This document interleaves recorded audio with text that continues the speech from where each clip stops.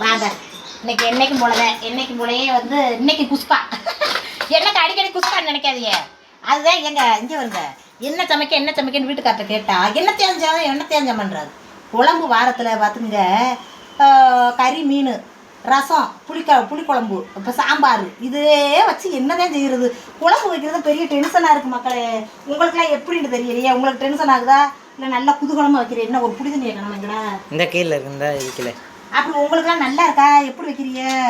எங்கள் வீட்டில் ஒரே டென்ஷன் ஆகுது. அதுக்காக குஸ்கா வச்சு விட்டேன்.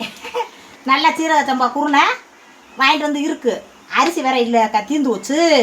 சரி நிறையா அரிசியெல்லாம் ஊற வச்சு வடிச்சுக்கிட்டு இருக்க முடியாது. அதுக்கு தான் பார்த்தேன் சீரக சம்பா குருணை சோறை வடித்து. இந்த பட்டாணி போட சொன்னேன், பட்டாணி போடலை. பட்டாணிலாம் ஊற வைக்க முடியாது. இப்போ திடீர் குழம்பு திடீர் சோறு ஆக்கையில் அப்படித்தான் இருக்கும். இன்றைக்கி அட்ஜஸ்ட் பண்ணி சாப்பிடுங்க அனைவரும். இது சாம்பார், மத்தியானம் சாம்பார் வச்சு உருளைக்கிழங்கு வறுத்து அப்பளம் பொரிச்சு. இல்லை நல்லா கொதிக்கிட்டுண்டா. சாம்பாரை ஊற்றியே சாப்பிட்றேன்ட்டாரு. ரொம்ப சந்தோஷம்.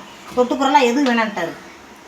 ரொம்ப சந்தோஷம். பூஜா ஊற்றிட்டு அப்படின்ட்டாரு. சரின்ட்டு சாம்பாரை ஊற்றி சாப்பிடட்டும். இந்த சாம்பார் இங்கே கொதிச்சுக்கிட்டு இருக்கு. இந்த வார சாம்பார் ஊற்றி சாப்பிட்றேன்ட்டாரு. சாம்பார் சூடு மட்டும் பண்ணிடுறாரு.